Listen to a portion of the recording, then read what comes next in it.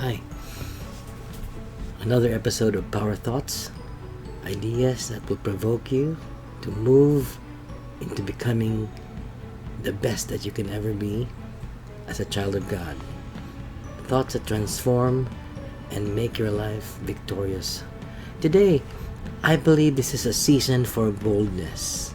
I was reading a while ago from 1 Samuel chapter 16 and 17. It was about David and how he was able to defeat Goliath. There are three things I want to share to you first. Number one, he was very young. And number two, he had no training as a warrior, as a fighter. And third one is he was facing a giant. Goliath was taunting the armies of God, but only David was the one that God used to defeat him. I have an answer to these three things. Number one, it doesn't matter how old you are.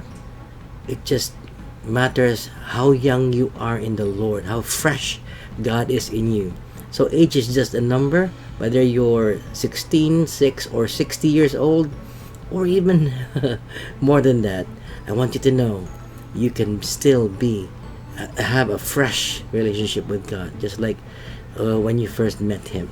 Number two is that even though David had no training as a warrior or soldier, his only training was to worship God in the fields, watching the sheep. That's the only training we can ever have. Hanging out with God is enough to harness that power that comes from Him.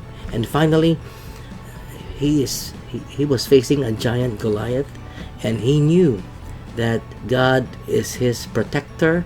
God has provided for him not only the ability to defeat him, but also the power to know that we can overcome all obstacles when we turn over the battle to Him. Today, the same battle is going on with us. Pandemic for 2 years, well, we have overcome it. It says here in Ephesians 6:11-12, put on the full armor of God so that you will be able to stand firm against the schemes of the devil.